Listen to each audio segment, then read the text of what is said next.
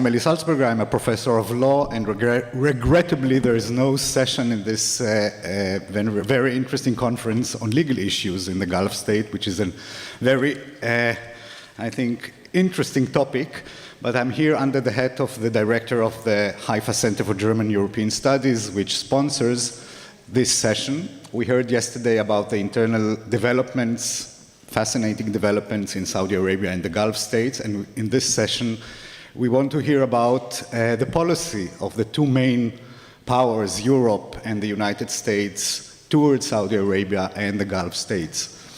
The Haifa Center for German European Studies is a joint venture of the DAAD, the Foreign Ministry of Germany, or an offspring of the Foreign Ministry of Germany, and the University of Haifa.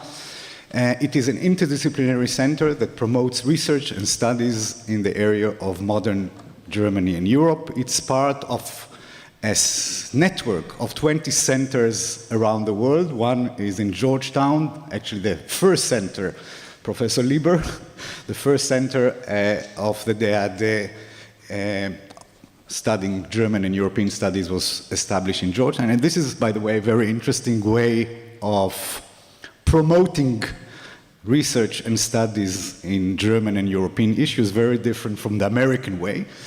But this is not the topic of this session. As I said, we want to discuss in this session a little bit the foreign policy of the US, Turkey, and Europe, Germany, towards the Gulf states. And we have 4 distinguished panelists. I will ask each of them to limit his or her remarks to 20 minutes so that we'll be able to have some discussion. And I promise that no executions will take place during this session. Moderate has to be a moderate. So our first speaker is Professor Robert Lieber, Professor of Government and International Affairs at Georgetown University, where he also served as the chair of the department. Professor Lieber has a numerous publication list, including 17 books. His latest book is Retreat and Its Consequences, American Foreign Policy and the Problem of the World Order, which is very relevant to the topic of our session. Professor Lieber has been an advisor to several presidential campaigns, to the State Department, and to the drafters of the US National Intelligence Estimates. And I want to welcome you. 20 minutes, the floor is yours. Thank you. Speak from there or here? I think. It's a pleasure to be here. I want to thank Ephraim Inbar of BESA and Dan Sheftan here of Haifa for pulling together this, I think, valuable and perceptive group of people, experts, for these conversations and these meetings. My talk is about Saudi Arabia and U.S. Middle East policy and the consequences of retrenchment.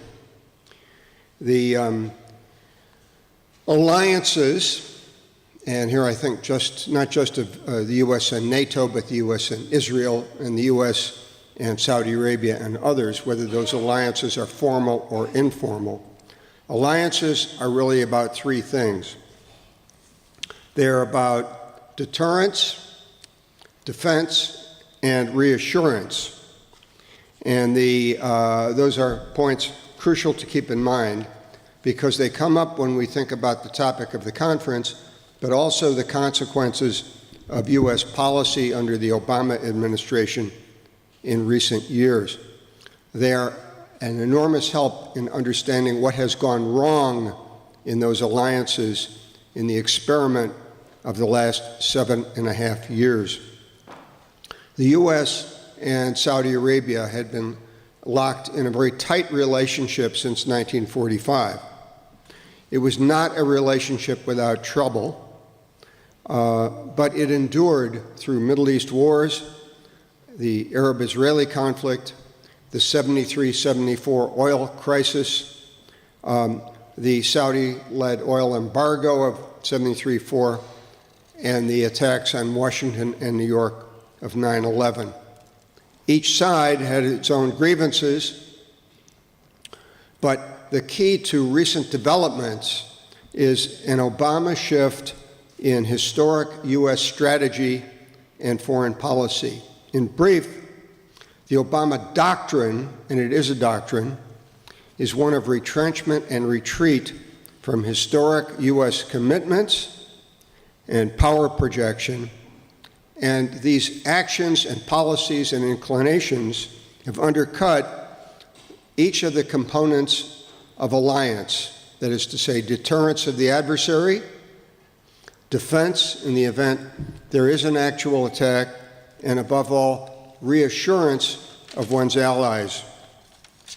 Here I want to read a short paragraph from my recent book, Retreat and Its Consequences, which describes what the United States' role has been over the last 7 decades, really since 1945. I'll just read one paragraph only. For more than 7 decades, the international role of the United States has included, inter alia, creating and sustaining international institutions, supporting regional stability, providing deterrence and reassurance for allies, opposing the proliferation of nuclear weapons, underpinning the global economy, promoting trade liberalization and economic development, environmental protection, and often, but not always, encouraging human rights and political freedom. In that unique capacity, it effectively served not only as the leader, defender, and promoter of the liberal democracies and market economies, but also of the rules and norms of the existing international order, the durability of which so many take for granted, but I would argue is now threatened. Why do I make these statements? Well, because under President Obama, who came to office as a result of the November 2008 elections, with a mandate to end the war in Iraq, at a time when both Iraq and Afghanistan had, in the view of the American public, become quagmires, Obama came to office with a much broader aim, that of retrenchment, withdrawal from the Middle East, and a general distaste and discomfort with the exercise of American power. And when I say exercising American power, I don't mean exclusively or even primarily sending in the Marines, but I mean all the different aspects of American power across the spectrum by which power is measured: economic, political, cultural, technological, diplomatic, and so forth. He had certain beliefs about the U.S. role, and he proceeded to implement them in what became, at this point, a 7.5-year experiment. If you think some of the remarks I will make in this session are harsh, let me assure you they are not that at all. If you turn to 2 of the most important, really extraordinary primary source documents of the last 7.5 years, you will find that there's no hyperbole in what I'm saying. Those documents are Obama's lengthy interviews over a period of 6 months with Jeffrey Goldberg, a respected foreign affairs journalist. They appear as the cover story in the April issue of The Atlantic. For anyone interested in America or foreign policy, I urge you to read not just the articles about the interview, of which there are many, but every word of that interview, which goes on at great length. Even more notoriously, a couple of weeks later, on May 15th, the Sunday New York Times Magazine ran an interview with Obama's alter ego, Benjamin Rhodes, his deputy national security advisor, a person who speaks for Obama, and his description of policy, the certainty, apodictic certainty that they were always right, that their opponents were incompetent or stupid, and that only they knew the truth, really comes out in ways that are truly stunning.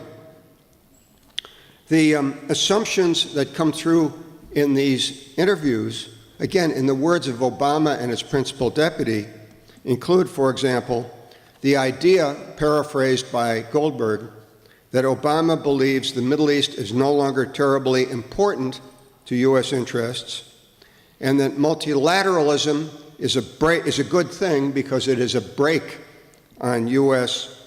power, that multilateralism regulates hubris. No prizes for guessing whose hubris Barack Obama had in mind. There's an assumption here that America's adversaries, think Russia, China, Iran, Cuba, Venezuela, North Korea, act that way more because of what we say and do than because of their own internal dynamism, beliefs, ideologies, agency, path determinacy, and history. But that if we only reach out, reset, which was the word used toward Putin, extend a hand, the language used toward Iran, things will change. Moreover, Obama, in thinking back on his own foreign policy, with a kind of Alice in Wonderland observation, believes that his ignoring of his own red line over Syria was his finest hour. He says, and I quote, "I'm very proud of this moment." Most of you know what I'm referring to, but in 2012, Obama said that if Saddam used chemical weapons against his own people, Assad, I'm sorry, thank you. If Assad used chemical weapons, this would be a very serious matter, and for Obama it would cross a red line. Well, when the head of a great power, a great superpower, says that, it has an ineluctable meaning. Well, lo and behold, a year later, Assad did it, and Obama did nothing. Not only did that send a signal to Assad and the Syrians, but it was felt around the world. Our allies were deeply worried by it. It suggested to them that the U.S. was retreating, that the president was inept and unsure of what he was doing, that American credibility was undermined, and it emboldened our adversaries in Moscow, in Tehran, in Beijing, and elsewhere, not to mention ISIS and Al-Qaeda. It was read as a retreat of U.S. power, a weakness and insecurity and uncertainty. This pulling back is coupled with certain rhetorical devices that are equally unappealing. False dichotomies. In other words, you either agree with what we want to do, or what our policy is, or else you want us to send in the Marines and go to war, even World War III. That's absurdly reductive because for a country like the U.S., there is an enormous continuum of policies, from, in effect, doing little or nothing to outright warfare. But there are an enormous array of choices involving all the different dimensions of power: overt, covert, economic, cultural, political, diplomatic, and that is simply elided when you frame it that way. And there's a contempt for those who disagree.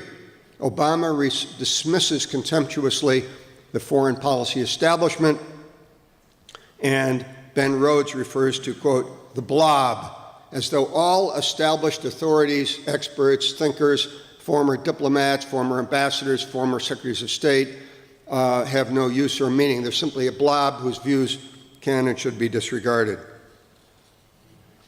The Iran deal, the JCPOA signed last July on Iran nukes, is an example of some of that.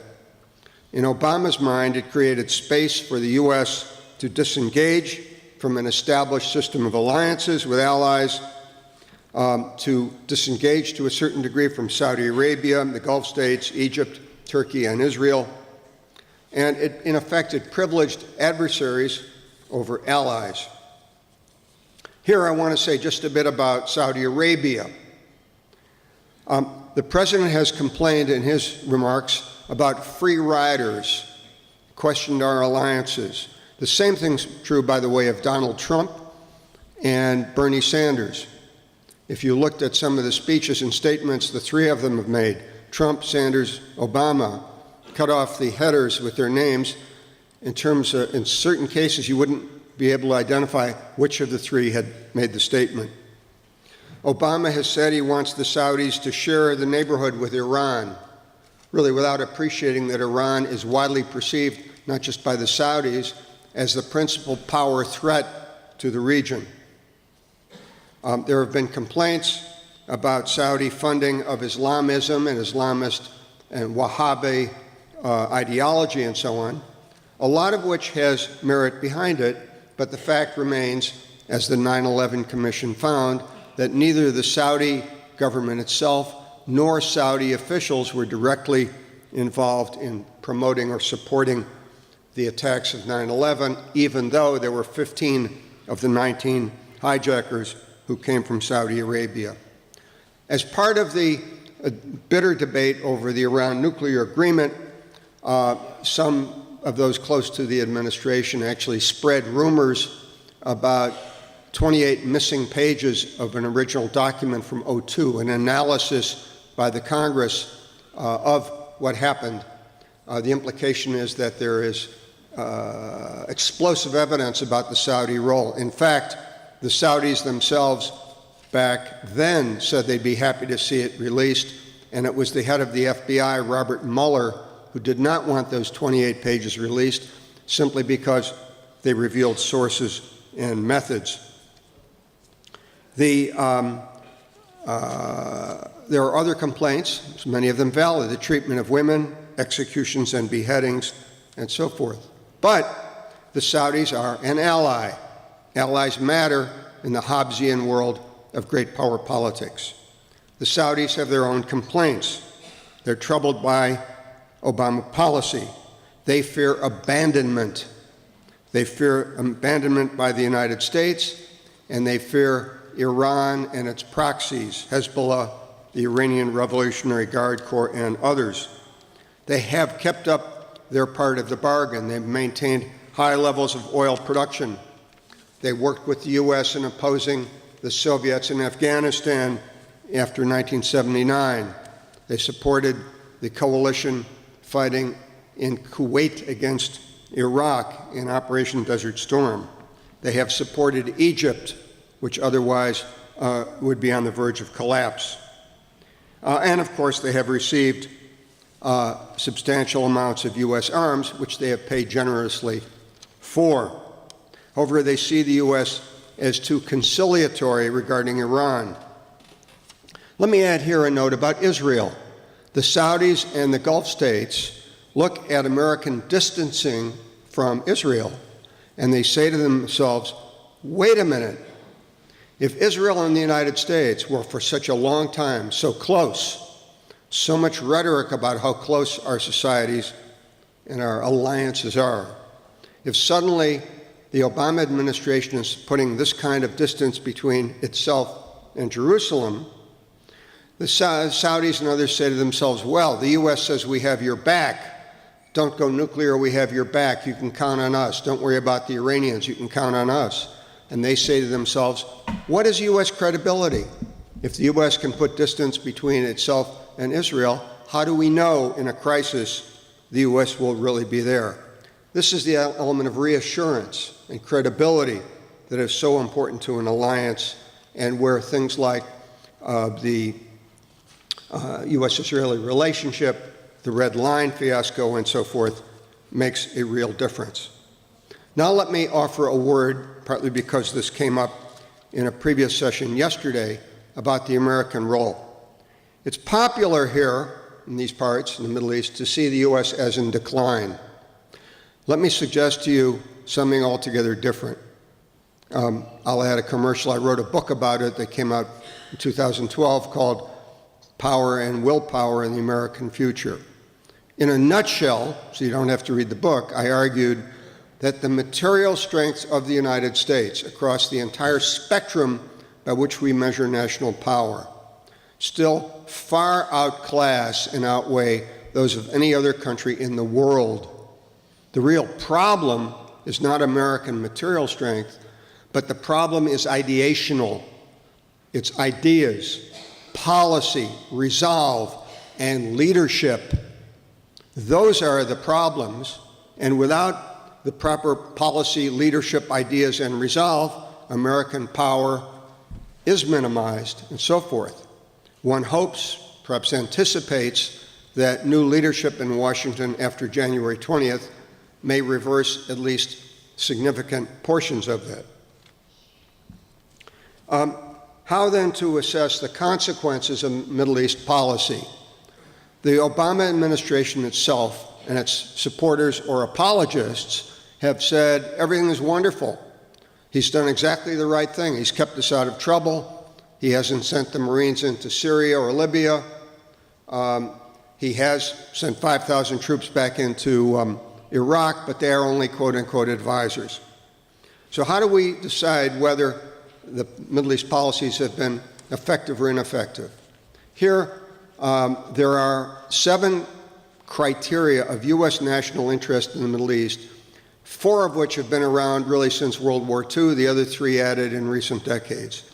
They are, first, oil, the protection of oil supplies, the free flow of oil. 2, prevention of a hostile power taking over or gaining control or influence over large chunks of the region. 3, support of allies. 4, regional stability. 5, counterterrorism. 6, nuclear nonproliferation. And 7, promotion of democracy and human rights, although I will add that last one is primarily rhetorical. I don't have time to review each of those. Let me simply summarize by saying that almost all of those things are in worse shape now than they were 7.5 years ago, and some of them have been jeopardized very severely as a consequence of Obama policy. The U.S. has not abandoned the Middle East, but its reduced role has coincided with greatly increased instability and disorder, expanding civil wars, 4 failed states, growing territorial control by hostile powers, increasing threats from terrorism, a mounting refugee crisis, which has spilled into Europe and is in the process of destabilizing the politics and structures, both domestic and EU-wide, of our most important, i.e. European allies.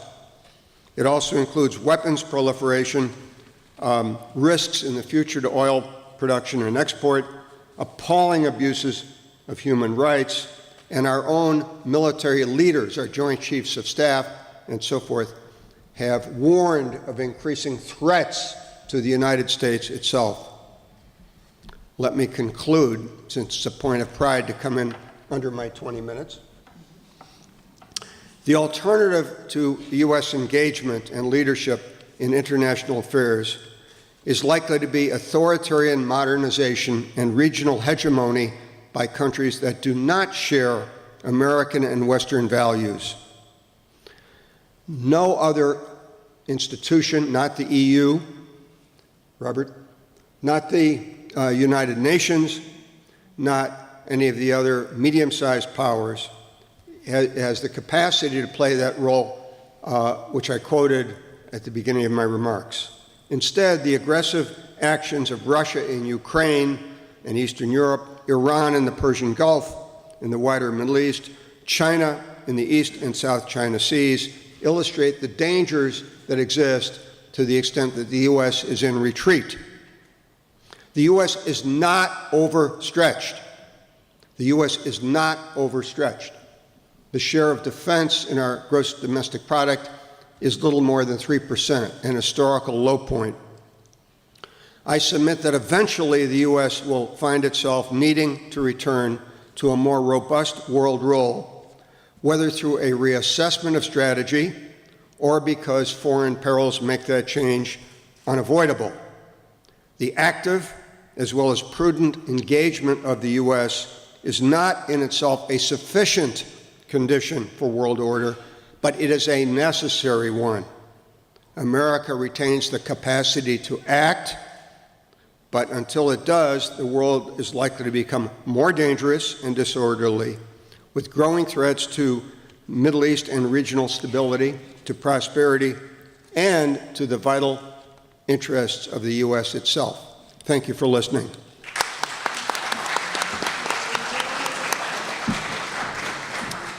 Thank you very much, Professor Lieber. And our next speaker is Dr. Efrat Aviv. Efrat is a lecturer at the Department of Middle Eastern Studies at Bar-Ilan University. She was a postdoc at the Begin Saadat Center, and her main interest, focus of research and writing is Turkey, various aspects of Turkey, including Turkish poetry. And she will talk to us a little bit about these very interesting relations between the Saudi Arabians and the Turks. Thank you, BESA Center and Haifa University for the invitation to be here. I'd like to discuss today the Turkish-Saudi relations, cooperation or rivalry.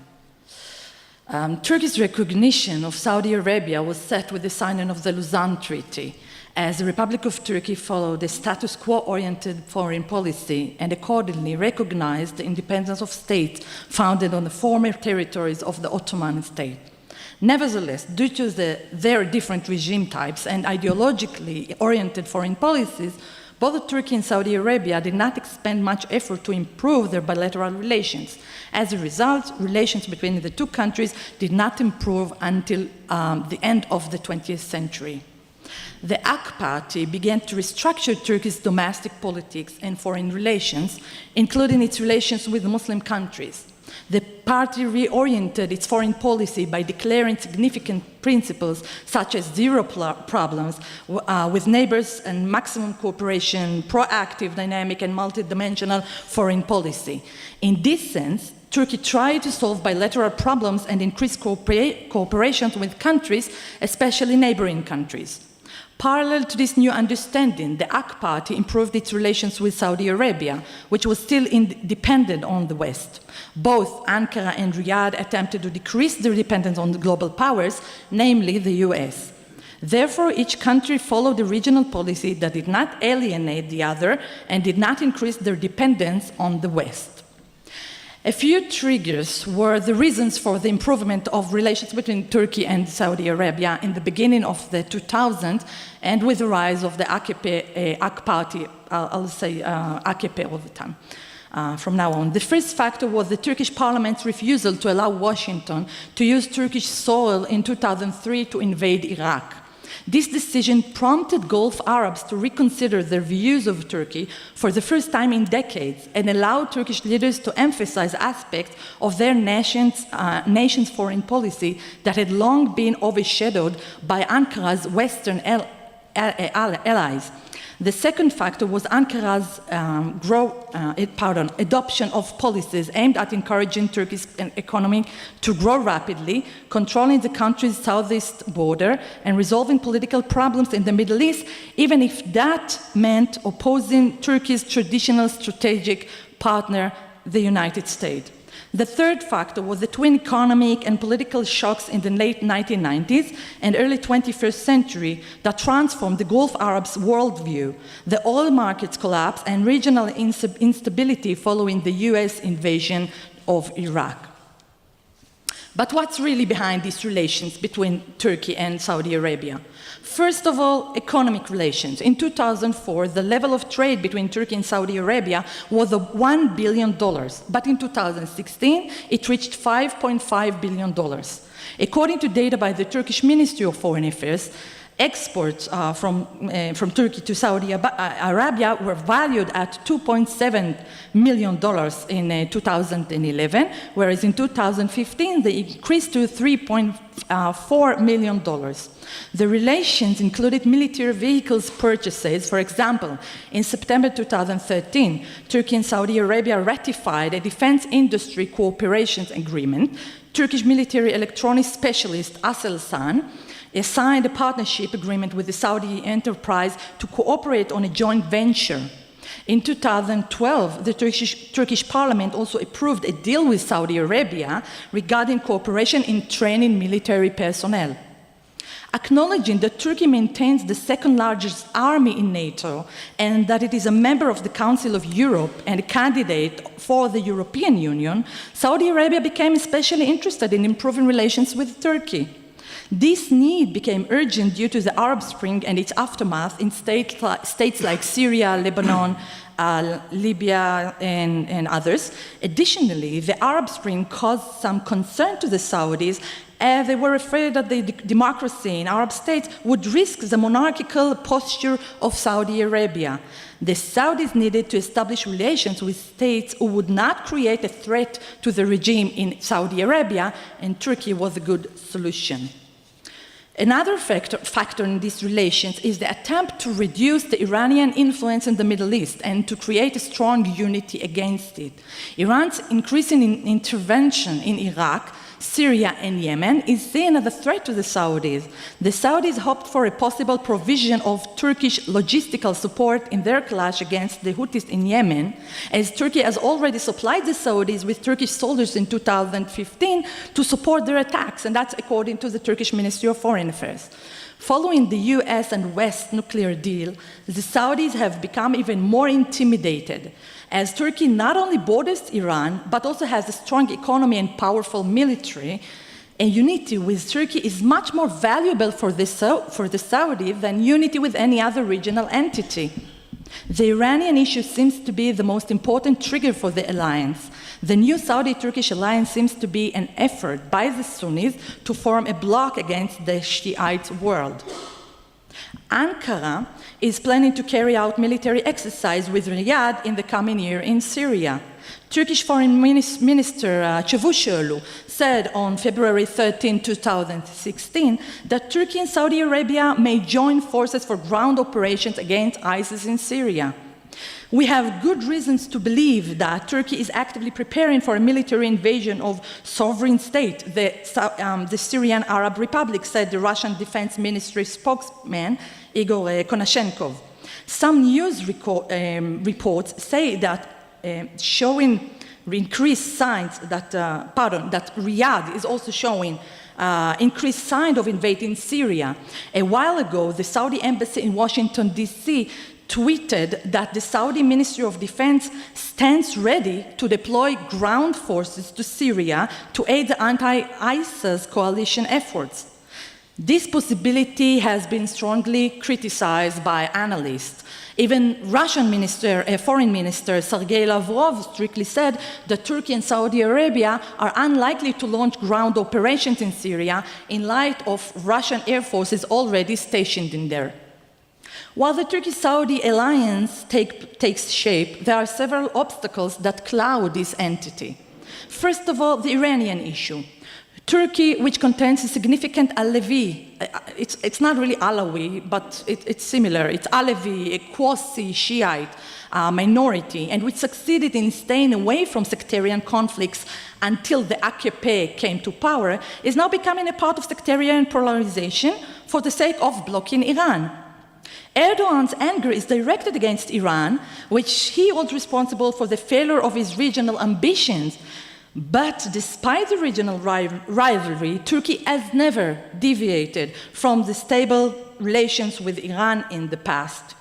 Turkey's relations with Iran could have serious consequences, as Turkey has much more complex and deeper economic, energy, and geopolitical relations with its main supplier of natural gas, its eastern neighbor, Iran, compared to other parties of the alliance, and Saudi Arabia above them all.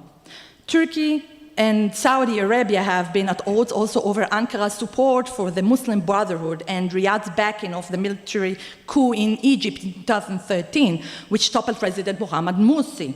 After Morsi was ousted in a military coup d'etat, Erdogan expressed sharp criticism to this day, and to this day it does not recognize Sisi as a legitimate president of Turkey.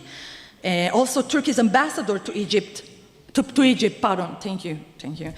ambassador to Egypt also was expelled in November 2013, and up to this date, there's no Turkish ambassador in Egypt. In March 2015, when journalists on Erdogan's playback from Riyadh to Ankara Asked whether the various sensitivities with regard to Egypt will affect the relationship between Turkey and Saudi Arabia, Erdogan replied, there may be differences, but they are not at a level to affect our bilateral relations. Our goal is to anchor Turkey-Saudi relations for the benefit of the Middle East and Islamic world. I was informed, for instance, that they have the same views in regard to a no-fly zone and safe zone in Syria. We must treat Egypt issue separately, as it should not cast any shadow on our relationship with Saudi Arabia. Asked if the Saudis had made a proposal for peace with Egypt, Erdogan said, of course, they want us to reconcile with Egypt at high levels, but they do not insist. Even if Turkey and Egypt are reconciled with a magic wand, says Erdogan, Turkey has to stay away from this anti-Iran and anti-Shiite front. Escalating sectarian tension in the region will have no benefit for Turkey and any other country. While the troubles caused by Turkey's Syria policy are there for all to see, there is no need to become a part of an even more serious polarization and confrontation, end of quote. So it is clear from this statement of Erdogan that he actually gives priority to the Syrian problem and not to the relations with Saudi Arabia. The Saudis have been trying to mediate between Turkey and Egypt. That is true. Erdogan, what he said was true, but despite that, Turkish-Egyptian relations are really hard to be reconciled. It is not only the Erdogan's governmental and personal support of the Muslim Brotherhood, as mentioned, but also the rivalry on the hegemony in the Middle East. Turkey's close relations with Hamas regime in Gaza are another cause for the great tension between Egypt and Turkey. Egypt, which has imposed an almost complete closure on the Strip from the Sinai Peninsula, is interested in maintaining maximal pressure on Hamas and has reservations concerning any easing of restrictions by Israel, particularly if it entails greater Turkish involvement in Gaza. But it is not only Hamas, it is also the Turkish supply of weapons to ISIS, which terrorize the Sinai Peninsula of Egypt. This is also the reason why Egypt expressed its opposition to any Israeli concessions to Turkey with regard to the Gaza Strip, and why it followed closely the talks between both countries. Recently, Egypt has approached Israel asking for clarifications regarding recent progress in the reconciliatory talks with Turkey. Turkey decision, because I don't have much time, and I'll just discuss the domestic criticism, Turkish criticism on this alliance between Turkey and Saudi Arabia. Turkey's decision to join the coalition has elicited criticism from both secularists and Islamist commentators in Turkey. I think this is the first time in Turkish history that liberals and Islamists see eye to eye. And both parties warned the government against becoming dragged into the contention between Riyadh and Tehran. Akif Emre, for example, the prominent Islamist commentator, in his column in Yeni Shafak, which is a pro-government newspaper, characterized Saudi Arabia as, and I'm quoting, a country that lacks political insight. It went on to suggest that it is natural, therefore, for Riyadh to play such a dangerous game because it has no other weapon against Iran but Turkey. As an aside here, it has to be noted that Saudi Arabia does not have the automatic support of Turkish Islamists, even though it is run by a Sunni regime. This clearly has to do with the Saudi enmity toward the Muslim Brotherhood and the fact that it appears in many instances to be a secret ally of Israel, like we heard in the previous session.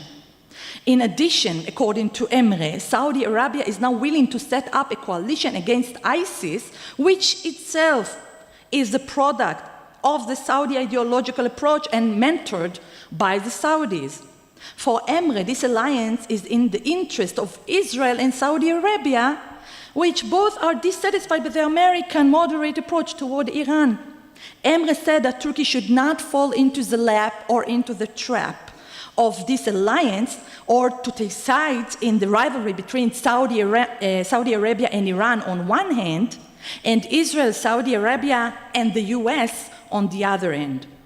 As it is, the image of the Saudis or the Saudi Arabia entirely in Turkey is not really positive. Saudi Arabia is depicted in Turkey as one of the most oppressive regimes in the world.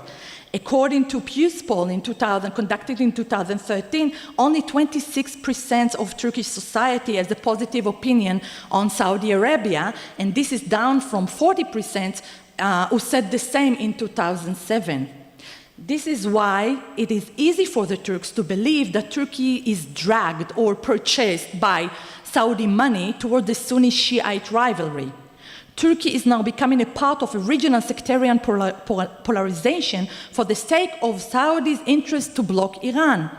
In addition, if Turkey takes sides on Yemen, as Saudi Arabia would like it to do, and like it did with Syria, it could make it more difficult for Turkey to maintain its position as a mediator rather than as an active participant in regional disputes, which is one of Turkey's main foreign policy targets, of course, to be a mediator. In other words, Turkey is expected to sacrifice the possibility of stable relations with Iran for an alignment that could deepen Turkey's involvement in the already existing conflict in Syria. The Turkish diplomat Yalim Eralp mentions a different angle. In his opinion, Turkey has crossed the point of no return. Thus, Turkey policies in the Middle East have become so tangled that they have begun to hurt the country's image. I'm quoting, "Turkey's image has been so badly damaged that even such close ties with the Saudis no longer make it any worse." A former Turkish ambassador to NATO agrees, saying that the Turkish-Saudi coming together cannot be long-term. According to him, it is simply a practical move to deal with some short-term issues. If to conclude, it seems like Turkey has been developing strategic ties with Saudi Arabia in order to regain some of the regional influence that Ankara lost due to some foreign policy mistakes. As Turkey is interested in being part of an international alliance, there are some issues that create obstacles for Turkey. The relations with Iran are important to Turkey, as Iran is the main supplier of natural gas, especially when natural gas prices are anticipated to be reduced. I think that there was a court case between Turkey and Iran, and now Iran was owed to reduce natural gas prices. And also the Iranian-Turkish border is the quietest border for Turkey since the 17th century. Taking sides in a sectarian conflict is not one of Turkey's interests, and it also opposes the Turkish long-term decision to stay out of sectarian conflicts or conflicts at all. When it comes to Syria, Turkey is delighted to cooperate with Saudi Arabia, but as the Turkish obsession, as one of the US officials called it, with Syria can strengthen its ties with Saudi Arabia, it can and already does put Turkey in sort of isolation in the world. With regard to the relations with Egypt, it seems like there are efforts to bridge the conflict. It's a very complicated conflict. But if Saudi Arabia fails in these efforts, whose side would Saudi Arabia would be taking? Turkey's? Egypt's? Last but not least, Turkey is considered a democracy. Thus, it can give tacit approval to the suppressive image of the Saudis, especially in the eyes of the Turks. The Turks, though, don't like anyone to reap the benefits on their accounts. Thank you very much. Thank you very much, Dr. Aviv. The temporal prudence is really appreciated. And our next speaker, who will give us an insight into German and EU policies towards the Gulf, is Professor Robert Kappel. Professor Kappel is the President Emeritus and Senior Research Fellow at the German Institute of Global and Area Study, GIGA, located in Hamburg. He is an author of numerous books, articles. His specialty is Africa, the BRICS, regional powers, and today he will talk to us about the policy of Germany and the EU towards Saudi Arabia. The floor is yours. Thank you. Hello, everybody. Thank you very much for your nice invitation, Dan Schifftan, Eli Salzberger, Ephraim Inbar, and Josh Tadelbaum. The title of my paper is In Search of a German and EU Gulf Policy. This is a very good and adequate title proposed by the organizers.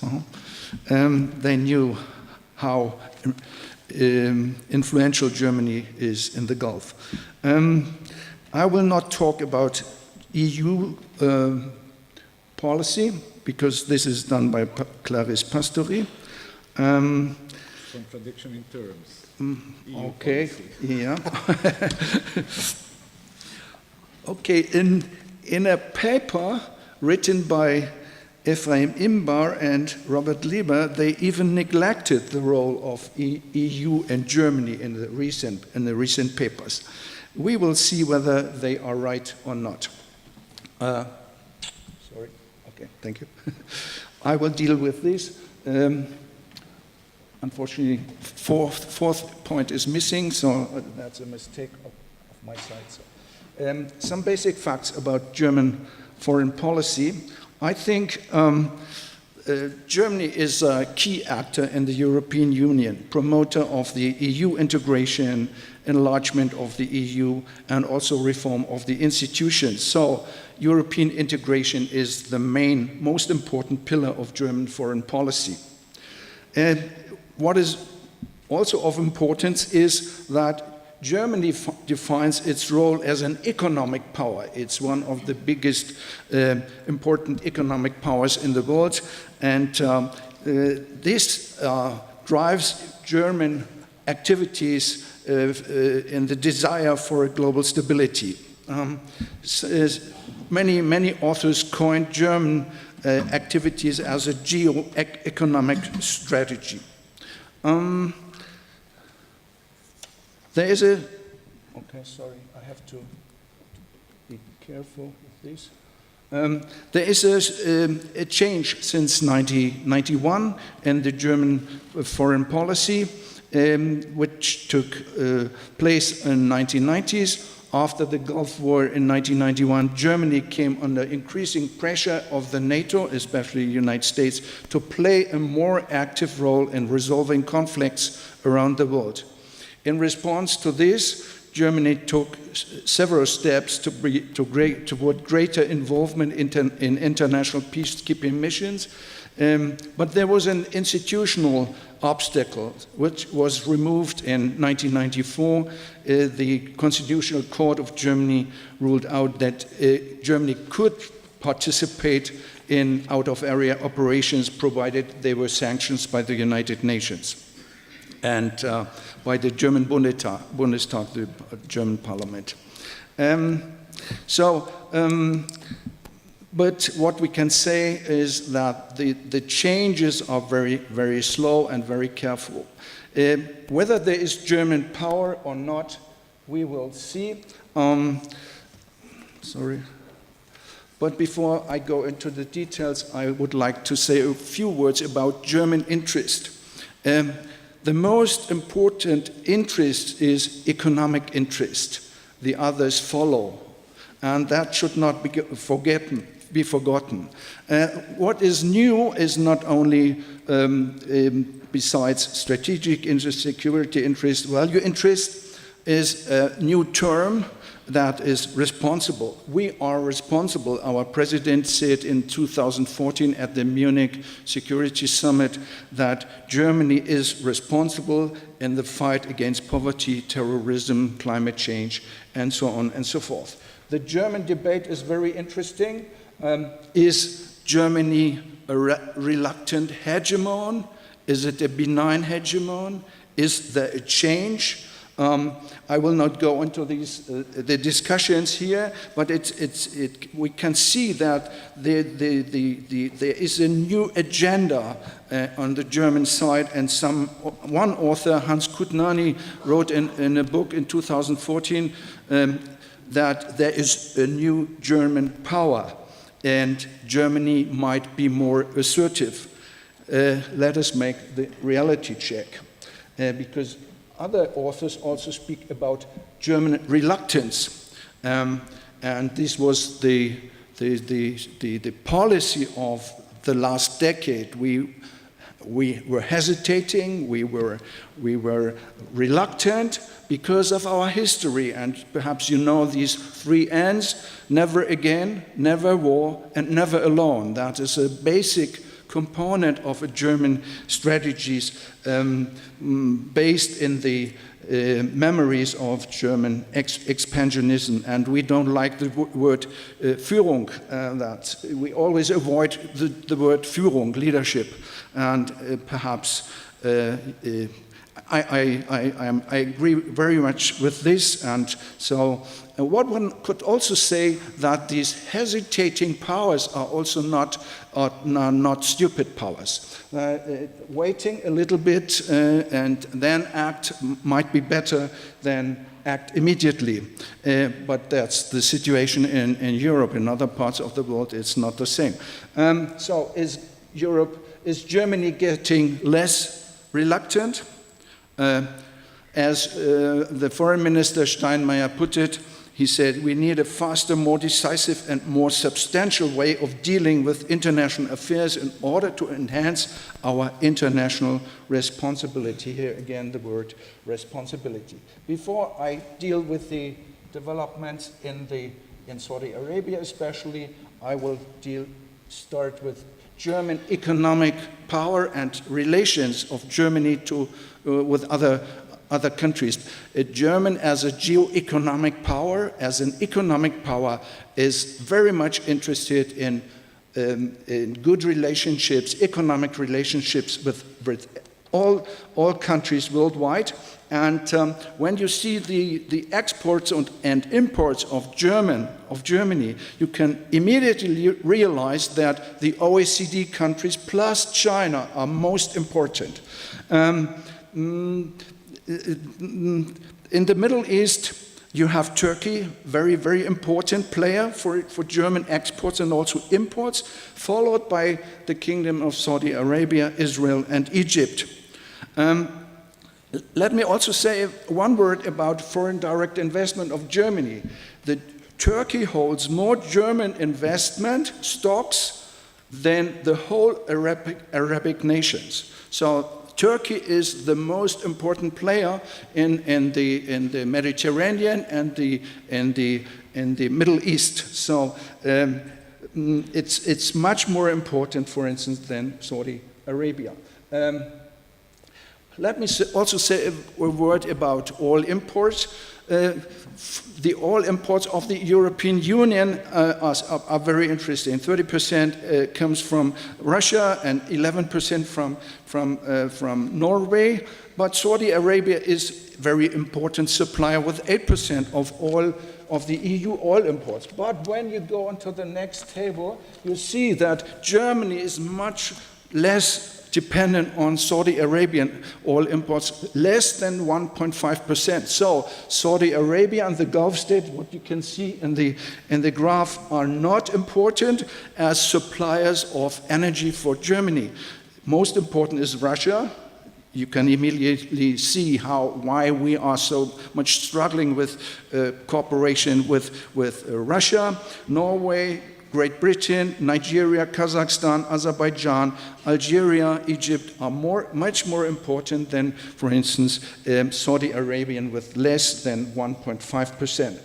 One important aspect is German arms sales, which is one of the most, Germany is one of the most important arms sellers, I think the third important one.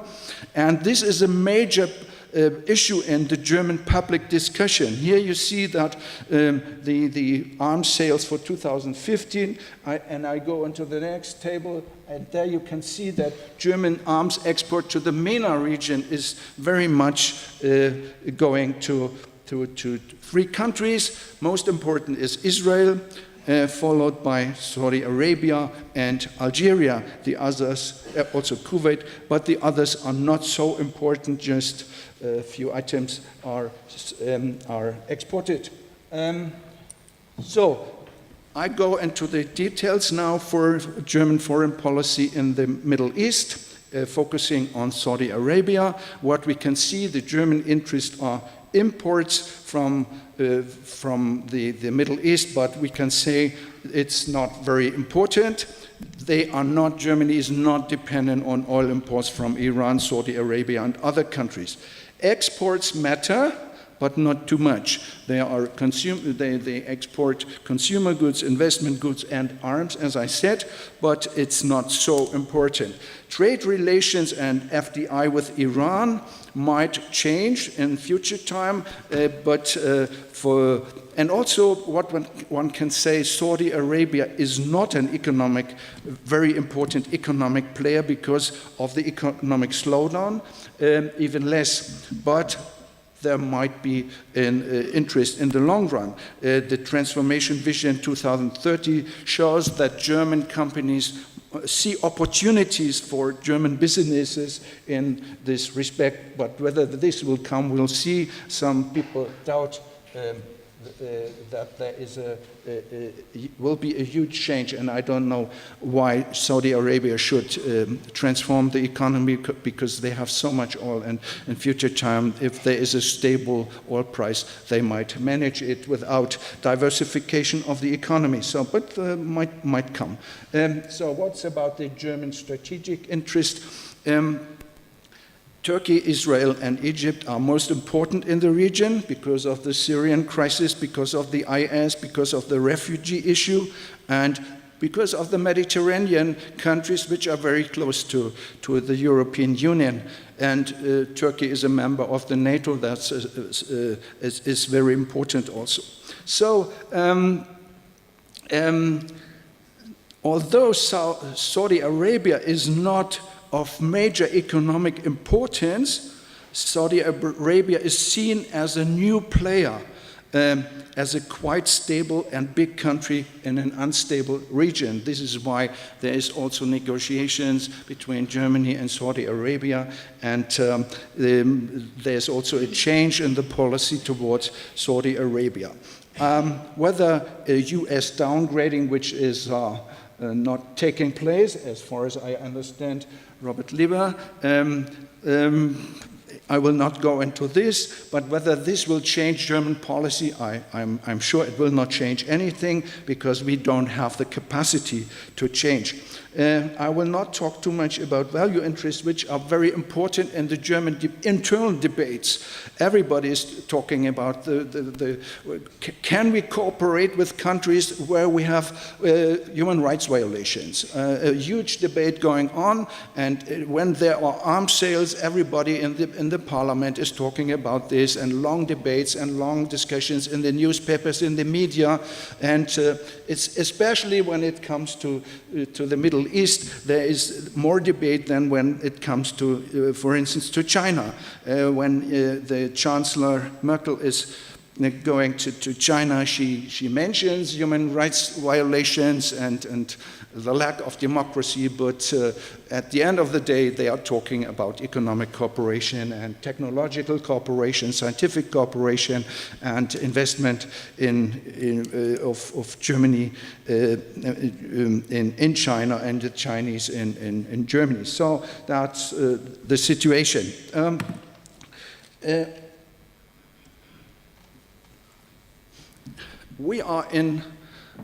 When you see the German debate during the last 3, 4, 5 years, you see that they are in search of a new agenda.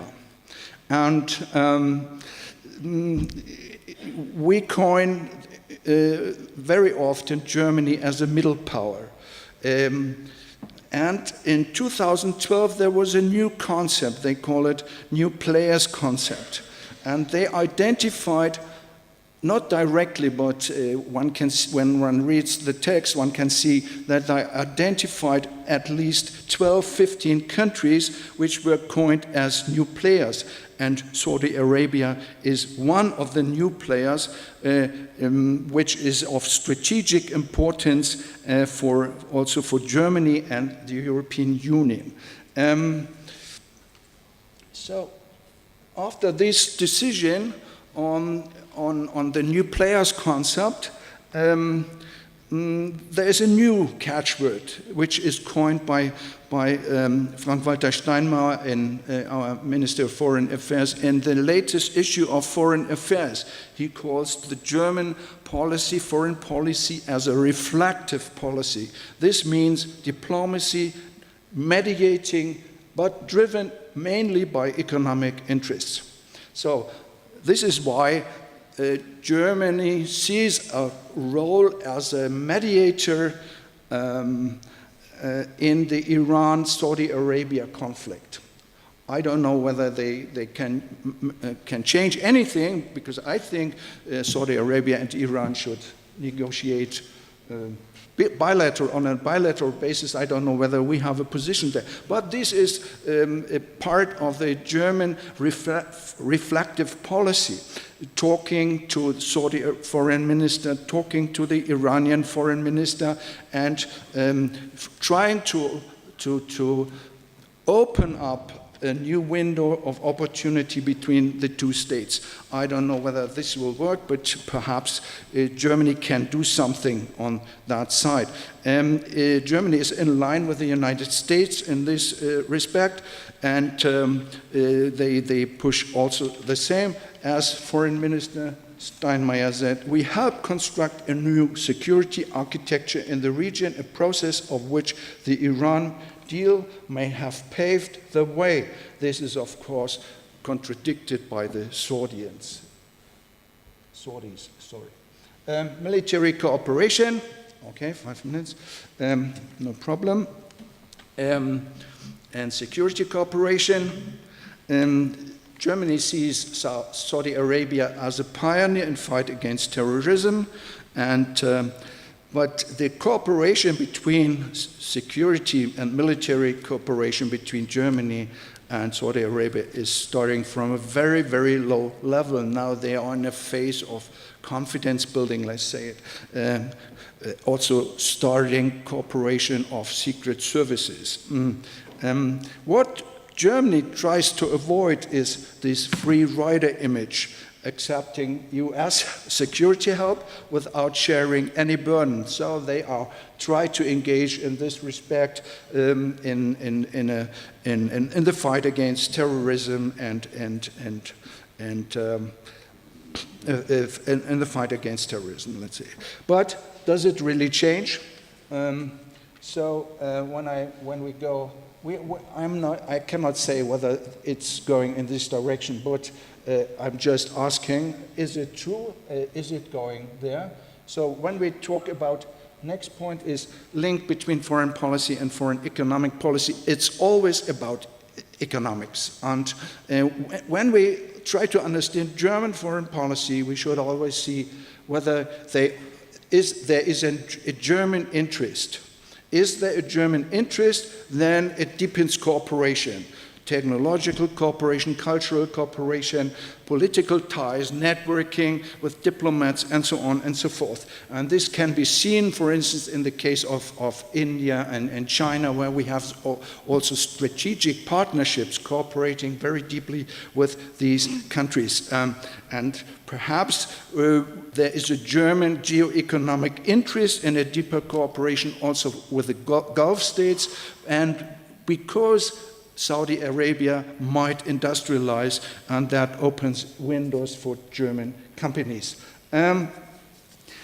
What measures are taken? I mentioned a little. Cultural policy. When I talked to responsible staff members of the ministry, they said, we try to include women and civil society organizations in our cooperation or in our cultural policy with Saudi Arabia. And we established the Goethe Institute. So this is somehow a missionary approach. Economic cooperation, there Germany has established mixed commission with Saudi Arabia, United Arab Emirates, and Qatar. And then there are high-ranking meetings, but so far not institutionalized. What is also interesting to see is that many Saudi Arabian diplomats participate in diplomacy workshops of the Foreign Office. So far, the German activities are bigger than these Saudi Arabians, but the Minister of Foreign Affairs was in Berlin the last week and also made public speeches and talking about the cooperation, but there is a serious conflict, and this is about weapons export. Germany will not deliver Leopard tanks to Saudi Arabia. The other problem is human rights conflicts, democracy, and different views regarding the regional conflicts, and also different political cultures. The idea is mediating diplomacy on the German side. I conclude. Yeah. How many minutes do I have? 1 minute, okay. Is it okay? That can be managed. Okay, Germany has a close relationship with Israel, slowly improving relations with Iran, although very complicated, growing partnership, also very slowly with GCC states, and so one can say there is something at the end of the day. It follows a combination of mediating and negotiating diplomacy, rhetorical moral ambition, human rights, and primacy of commercial interests and military passivity. Germany's priority is avoiding conflict, but what we can see that the EU's neighborhood is in turmoil, both the focus on stability with authoritarian regimes and its security free riding following the United States appear increasingly unsustainable. There must be a change, I think. Next point is decision taken by the German government to adopt a more proactive stance suggests that German foreign policy may be slowly starting to shift. So far, Germany believes in the power of soft power, civil power, embedded in a culture of restraint and economic strategy. So German power is geo-economic power plus reflective policy. German power is in the EU and in the neighboring countries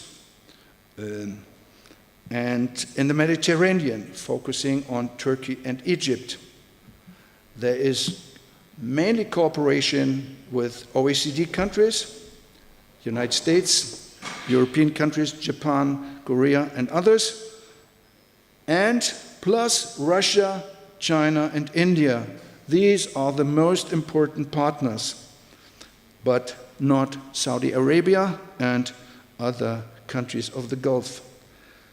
And what one can say, Germany has little capacity to act as an important mediator and as an important actor in the Middle Eastern region, except for those countries I mentioned, Turkey and Egypt. Thank you so much.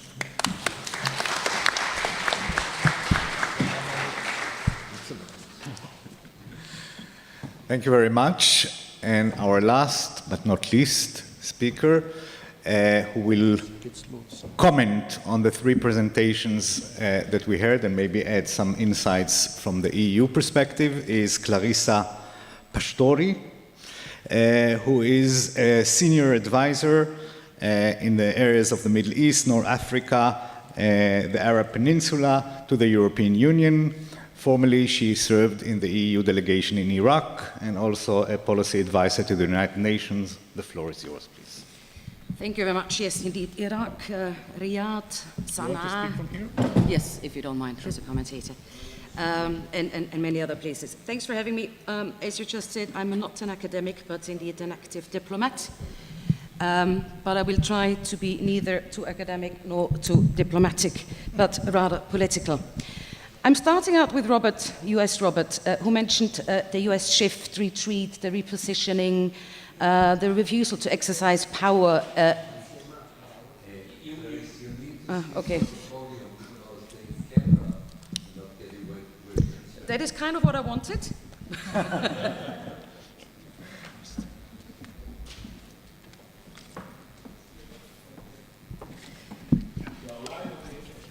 and I have difficulty seeing my monitor on this one. This is the problem with the mic. But anyway, fine. So you talked about a shift in US policy and sort of the refusal of the US lately to exercise its power.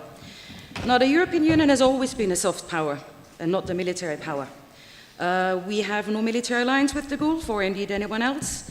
And our focus, as the German Robert has said, has always been on trade, economy, human rights focus, etc., none of which is new. There's a number of new threats, particularly in the security sector, such as Daesh, Islamist terrorism, and the likes, that are emerging and that actually have more direct relevance to the European Union as such. Hence, compared to the US, there's much less of a shift, and the shifts that are not all negative. Now, do not get me wrong, I'm not pretending that everything is perfect and that the European Union and the Gulf countries are enjoying a happy ever after relationship at all, but I think there's both pros and cons. One of the things that changed indeed is that there is a decreasing oil dependency in the West and a decreasing arms dependency in the Gulf countries.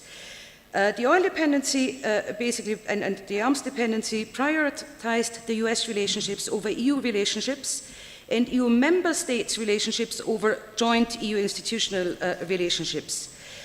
With these dependencies decreasing and the commonalities increasing, and I'll come to that, the relations are actually better, I think, than frequently perceived or reported. I do admit that I have to remind my own stakeholders of this on occasion, not just you. Even in the European Union, I sometimes have to remind people that not everything has suddenly changed or that there's suddenly a big gulf between us and the Gulf. Let's just cap up sort of what we have. We have diplomatic representation in Riyadh and in Abu Dhabi, and have had so in Riyadh at least for about 20 years. Not, by the way, with Tehran. Regardless of what people say with sort of new diplomatic relationships, there is no EU representation in Tehran, but there is in Riyadh and in Abu Dhabi. We have an EU-GCC cooperation agreement since 1988, which is one of the longest standing agreements in place. We are in FTA talks, which I admit have been suspended more on and off over the past 20 years because of export duty issues and WTO rules, but that doesn't mean that these talks are not ongoing. There is an intense cooperation on technical issues, both with the GCC as an institution, particularly in terms of integration, the customs union, and things like this, but also bilaterally in terms of trade, energy, transport, rail, air security, research, counterterrorism financing, food security, you name it. Plus, there is, of course, not just the European Union institutions, but EU member states.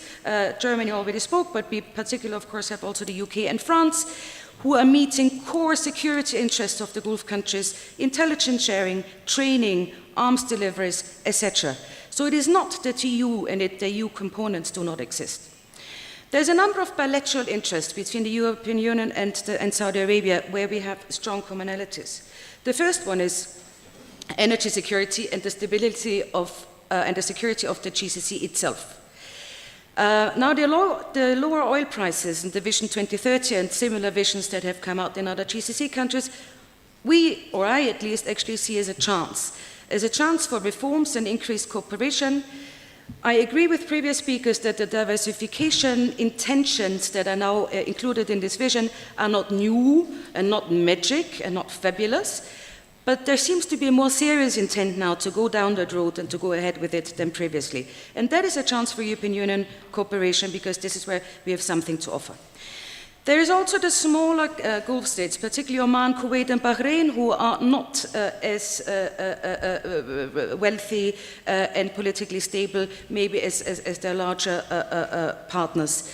And Saudi Arabia and also the UAE can no longer carry the burden of supporting and sustaining these economies on their own. So they do need partners in this, similar to Egypt and Jordan, etc. I'll come to that. Then there's Yemen, and our list is under domestic, because at least for Saudi Arabia, but I think also for the majority of the other GCC countries, Yemen is a domestic issue, not a foreign issue. Are we happy with the ongoing military campaign and how it is evolving? No, not particularly, but that doesn't change the fact that we have been cooperating with the GCC on Yemen ever since the Arab Spring and the fall of Ali Abdullah Saleh. The EU has been the main implementer of the GCC initiative, which came sort of in 2011. We are currently present in Kuwait at the talks. We have been instrumental in bringing together the Houthis and the Saudis in bilateral talks. So again, do we agree with everything they're doing? No, absolutely not. But yes, we cooperate. Then there is sort of more broad regional issues. There is, of course, the anti-Daesh efforts in Iraq, Syria, Lebanon, Libya, Yemen, counterterrorism, CTF, CVE, intelligence sharing, all of this. I beg to disagree, by the way, with assessments that the Saudi Arabia is a mentor of Daesh. I think this is both unfair and simply not true. I always call it the Kaiser Sosse element in the usual suspects. We need to identify Kaiser Sosse. Anybody who's seen the movie, you know he doesn't exist. Then there is cooperation over Syria. Do we agree with Saudi Arabia and the other Gulf countries on everything over Syria? Absolutely not. But we are all jointly in the ISSG, which is the International Support Group. We cooperate in the Working Group on Humanitarian Access, on the cessation of hostilities, on political transition issues. Saudi Arabia has formed the HNC, which is the High Negotiation Committee on the Syrian opposition side, which again the European Union supports and accepts. So is there complete conversion of interest? And is Saudi Arabia definitely more hawkish than the European Union? Yes, there is, but it doesn't mean that we have diverging interests. They're not completely aligned, but they are not opposite either. There's the stability of Jordan, Egypt, and Lebanon in particular, which is crucial both for Saudi Arabia and the Gulf, but also for the European Union. The European Union is currently engaged in sort of packaging what we call a compact, which is on the one hand a kind of refund system for the refugee burden that Lebanon, Jordan in particular carry alongside Turkey. But it adds to this. It adds sort of things that are of interest to these countries themselves and the macroeconomic systems in addition to the refugee burden. Then there's broader regional issues, such as particularly the Horn of Africa and the Red Sea, which will be of interest here in Israel. There's Eritrea, Djibouti, Somalia, there's training missions that we have, there's anti-piracy missions that we have, that are again both in the interest of the Gulf, but I think also Israel. I think most of the things that I've said so far are in the interest also of Israel.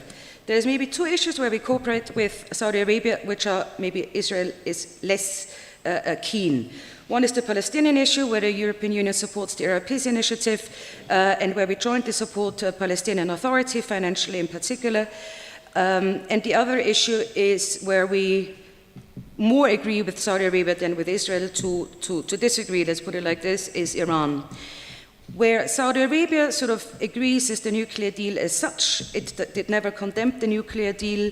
But as previous speakers said, and as I myself said yesterday, the nuclear issue was never the main issue for Saudi Arabia. Saudi Arabia has never been worried about the bomb. It is worried about regional meddling, and it is worried about replacement. And these are the issues we need to address. That brings me to the disagreements we do have with Saudi Arabia. Here again, I start with Iran. Sectarianism, Iran, and regional tensions. Now, I personally understand many of the Gulf fears. I do. But I do not think, or actually we are convinced that these escalatory policies are not in our interest. I'm not Ben Rhodes, so I'm not telling Saudi Arabia what is in its interest. But if you look at concrete examples such as Lebanon, for example, the situation is difficult. Do I understand that Saudi Arabia cut the defense deal and is not giving 2 or 3 billion to the Lebanese defense forces because it might actually benefit Hezbollah? Yes, I understand. But by cutting the defense deal and not strengthening the Lebanese armed forces, you're also benefiting Hezbollah. Hence, some of these policies, while I understand them emotionally, are not necessarily making sense. Regional security mechanisms, as Robert has mentioned, yes, we support too, but I think we also want to be realistic that this is nothing that can happen overnight or in the short run. If you look at this OSCE, this developed over 20, 30 years, and while I hope it will not be that long in the region, we shouldn't expect wonders. Now, the other big issue of disagreement is human rights and democracy. Again, I agree. But actually, this issue isn't more or less of a disagreement than it has been in previous times. I think it's an issue where we agree to disagree. And by the way, as a woman who has lived in Saudi Arabia for 2 years, I can assure you that women driving is not the key issue to them. It is the key issue to the outside world as a symbol. Driving is an issue in as much as it's an economic issue and limits female participation in the workforce, because you can't go to the job or it costs you a lot of money to actually get to work. This is how it is an issue. Other than that, it is not an issue. Issues are individual, civic, and employment rights. These are the crucial issues. Now, final points. What are the main impediments for increased EU-Gulf cooperation? I do not actually think that the main impediment is our human rights focus or a conflict between values and interests. I think our values are in our interest, which is why we are pursuing them, and I think our interests are pretty hard and ever more concrete, particularly when it comes to the Middle East. I also do not think that it is a lack of resources. I think the GCC is still phenomenally rich, and so is the European Union. We are still one of the most successful continents, economically and politically, ever heard of, and I think we sometimes forget how good we are and how rich we are. Where I see the problem is a difference between will and way. I would say the GCC has got the will and the means to invest politically, militarily, and economically in its interests, but it's not always sure what its interest is and where the way is. The European Union has a much better idea of where it would like to see the region go. But it is unclear whether we have the will to exercise the power, and again say politically, militarily, and economically, to actually get there. And I think as long as this remains the case, the relations will lag behind its potential. That brings me again, I'm starting and ending with our American colleagues. I certainly share your assessment that the US is still the single greatest power, militarily, economically, and otherwise. And we certainly, as European Union, do not wish for US retrenchment or isolationism at all. We need the US in the Middle East and elsewhere. What we wouldn't mind, however, is a more cooperative and engaged, sort of jointly engaged US rather than a unilateral US. Thank you very much.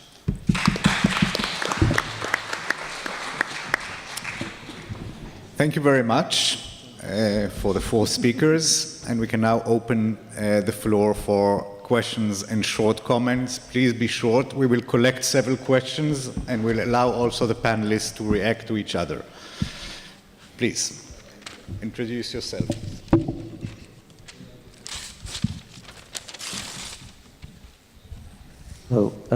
Professor Joshua Teitelbaum from the Department of Middle Eastern Studies at Bar-Ilan and BESA.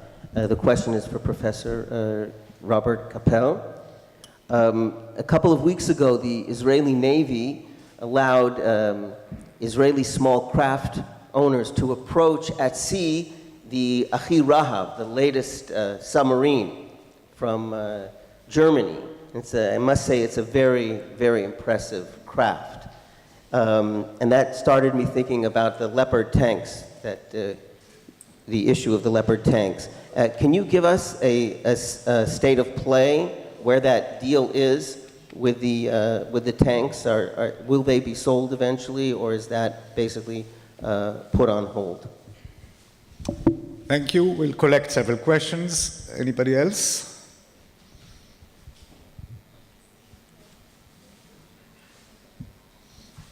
In the very back, left.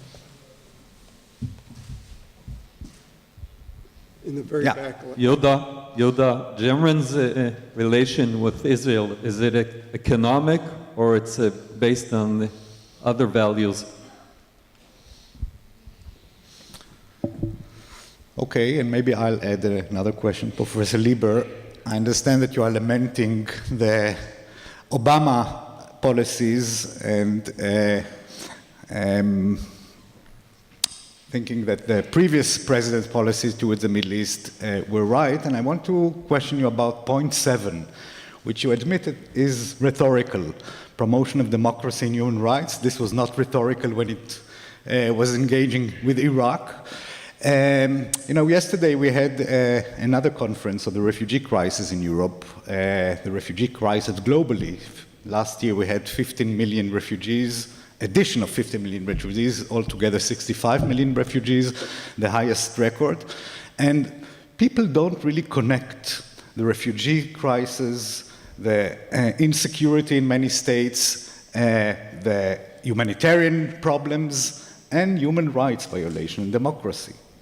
If you connect those, point 7 becomes much more important, security-wise, world security, American security. So how do you explain the fact that Saudi Arabia and many of the Gulf states, many other states who violate human rights and are not democratic, as such, are perceived as such allies of the United States? I think we'll allow the panel to respond. You can also respond to each other, and then we can have a second round of questions. Yeah, regarding the tanks, it stopped. There is how can one say? The Saudi foreign minister was in Berlin, and he said in public, we don't want any longer any supplies from Germany. We go elsewhere. And that was, let's say, somehow a pressure on German side. I don't know what they do now, perhaps. At the end, something will come. We don't know. But the conflict was never so strong than in these days. Mm-hmm. So, Israel, Germany, of course, economic ties are very close, and both sides benefit from this economic exchange. Foreign direct investment in both directions is also quite high. But it's not only about economic cooperation, but it's also about values. Israel is seen in Germany as the only democratic country in the Middle East, and that's very important. We don't have so many partners worldwide which are democracies, and having a democracy as a cooperation partner is better than a non-democratic country. Then there is the historical responsibility, which is very important for the German discussion, and it's always on the agenda in German public debates that we have a responsibility to support Israel. Security-wise, yes, we do something. Arms supplies, quite much, let's say. Diplomatic-wise, technical cooperation. There's a lot of activities between Germany and Israel, and it's a very deep cooperation. No other country in the Middle East has such a deep cooperation with Germany, with Israel than Germany. And we hope that it will be the same in the future. Professor Lieber. Yes, I'll respond to Professor Salzberger's questions on several points. On human rights in alliance with Saudi Arabia, if we lived in a world where the lion lay down with the lamb, a world of democracies and human rights and human decency and rule of law, it would be one thing. But the international environment is one of anarchy, not hierarchy. Anarchy in the sense, not of chaos, but there is no government of governments. Where there are government of governments, Russia could not have gotten away with seizing Crimea and by force changing European borders for the first time since the death of Adolf Hitler in 1945. Where there are government of governments, 7,000 Muslim men and boys would not have been slaughtered in Srebrenica in the first week of July 1995 by Serb militias while Dutch UN troops stood by and did nothing. Were there world governance or a government of governments, 400,000 Syrian civilians would not have been killed, with more than half the Syrian population driven into exile under the merciless brutality of Assad and the barbaric actions of ISIS and others. So it requires that countries make alliances and deal with lesser evils. Saudi Arabia has been widely criticized, often for good reason, but I think disproportionately, particularly by those who were so committed to achieve the nuclear agreement with Iran last year. Saudi Arabia carries out executions by beheading, which is appalling, but Iran executes 8 times more people than Saudi Arabia. Also, even though the administration of Barack Obama signed a nuclear agreement last year with Iran, the State Department has identified yet again that Iran is the world's principal supporter of terrorism. So one has to have some sense of proportion on these matters. As far as freedom and human rights are concerned, there are conflicting ideas that we meld together all too often when we talk about democracy. All the way back to the ancient Greeks and Romans, it's been understood there are 2 different concepts. One is the concept of popular sovereignty, that people can or should choose their rulers in some way. The other is the concept of freedom, liberty, rule of law, protection of the person. A liberal democracy combines both of those. We have those in Germany. We have those in the United States, in almost all of Europe, in Israel. They're not all that common in the rest of the world. So the real challenge is to have human rights policies that at least advocate for freedom, rule of law, the right of the individual, and where possible, popular sovereignty. But popular sovereignty alone, without liberty or the rule of law, often devolves into mob rule. And I think that distinction is insufficiently made. Both the last Bush administration and pushing for elections in some places really overlooked that distinction, I think, with unfortunate consequences. 1 or 2 last points, perhaps, on the panel. There are great reasons to admire what Germany has accomplished since World War II. The German accomplishments are truly a miracle, not just economic, but in human terms, in the role Germany plays as a civilian power, and so forth. But it's not enough to say that Germany will act provided the United Nations authorizes it. On the great, most deadly problems of the world, it is rare that the United Nations will authorize the use of force. Korea in 1950, Kuwait 1990-91, and to a very limited extent, Libya in 2011. Actually, it created a loophole when it spoke of no-fly zones and protection of civilians.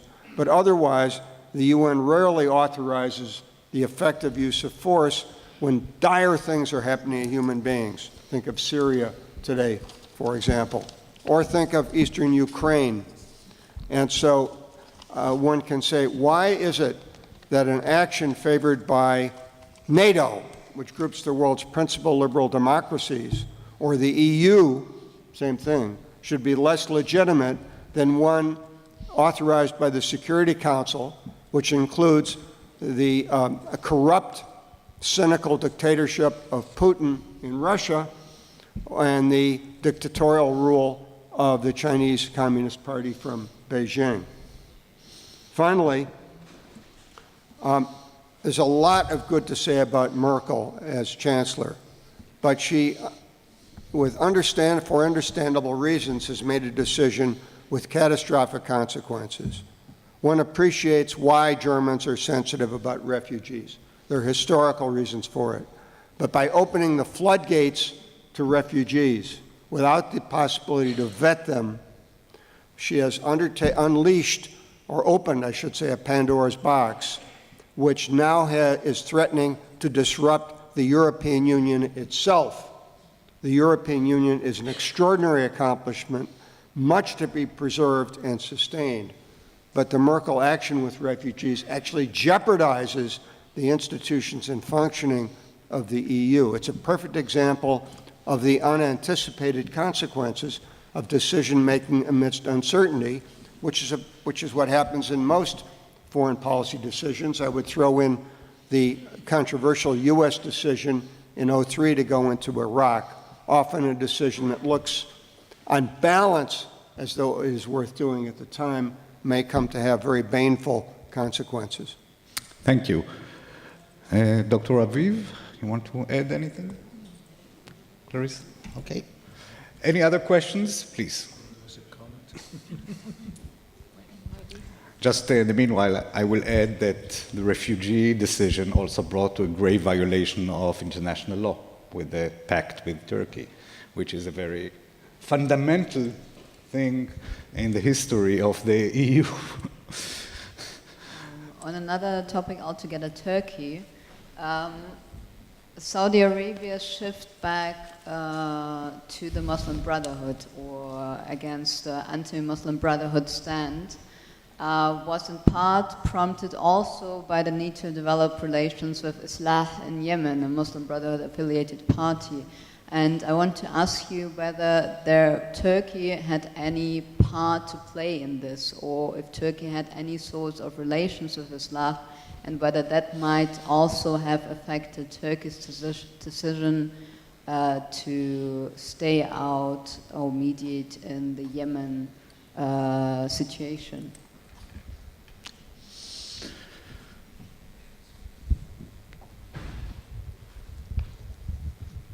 Gregory Gause, Texas A&M University, for Professor Lieber. Bob, I wonder if you could reflect a little bit on the difference between the words of the Obama administration and the actions in terms of retrenchment and retreat in the Gulf.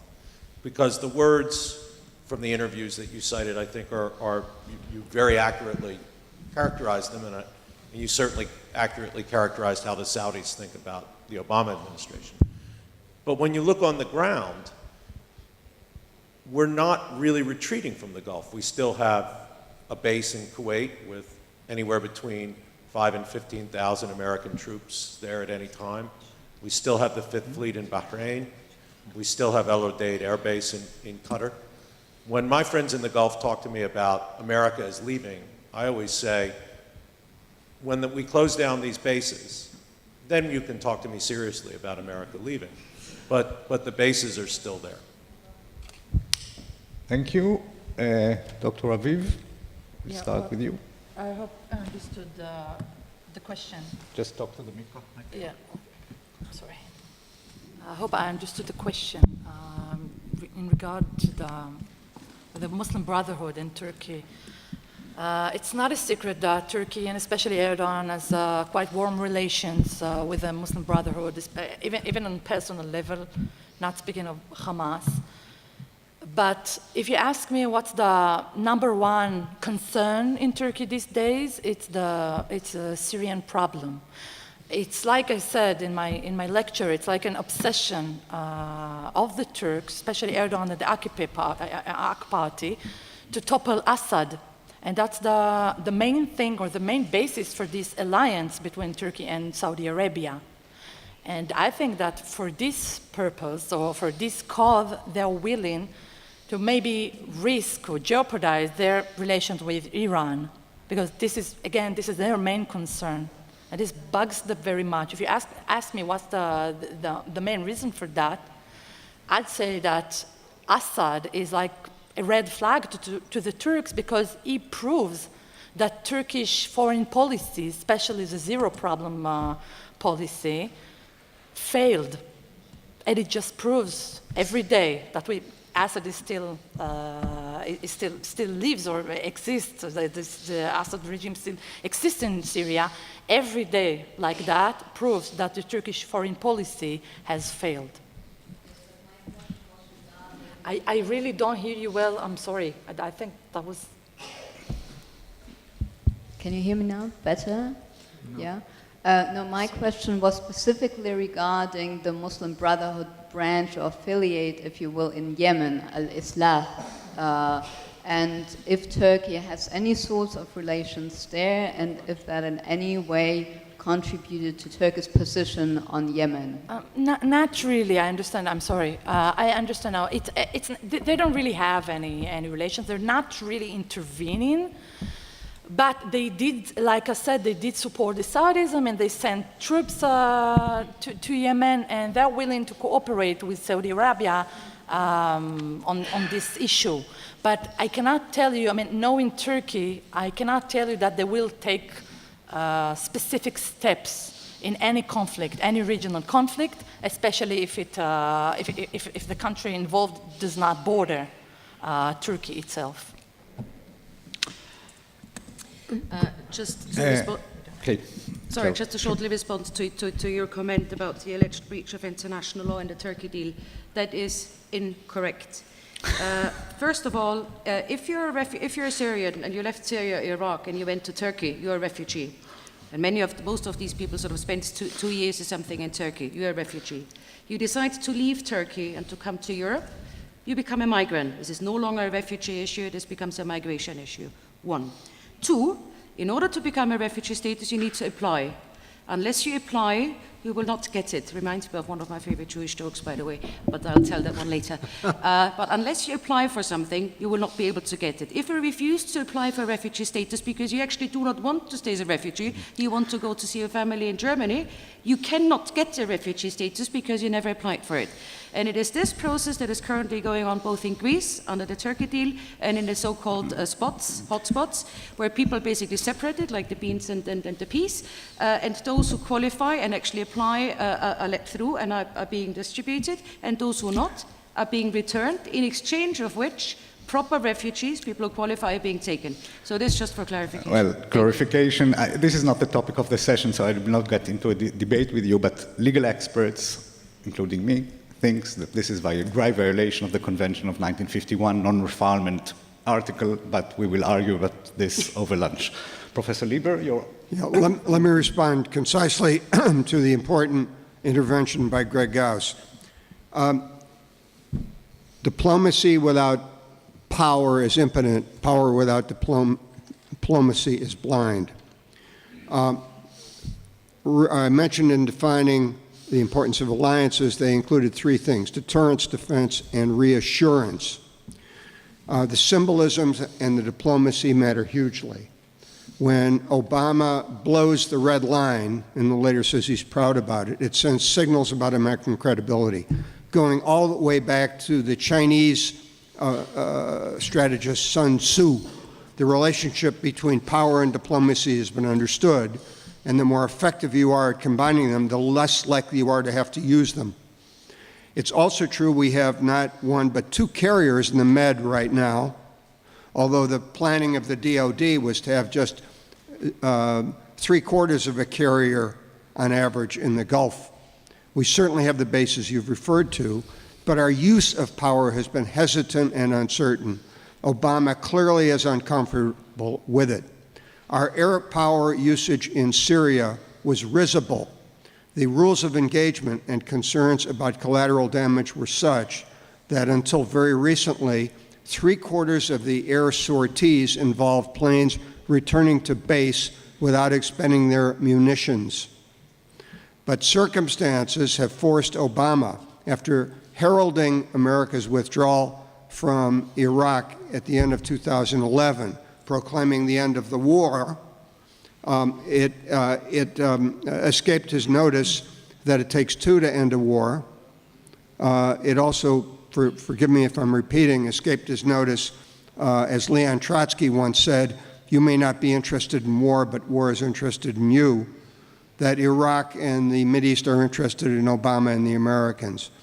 Obama became the 4th president in a row to re-intervene in Iraq. We now have 5,000 troops there. So yes, we're engaged, but the purpose of military force is best understood as part of an overall grand strategy.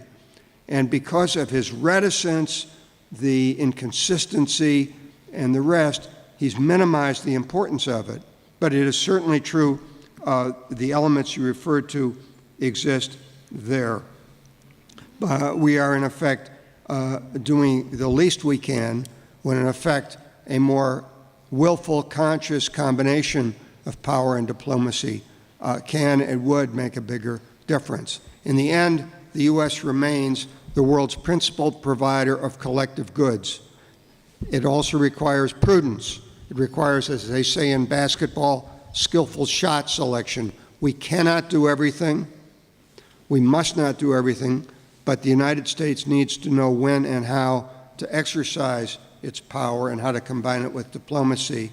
And I would submit to you that the actions of the Obama administration have been both part of an overall strategy of retrenchment and have been carried out ineptly. Thank you very much. I want to thank all the panelists, the audience for a great session.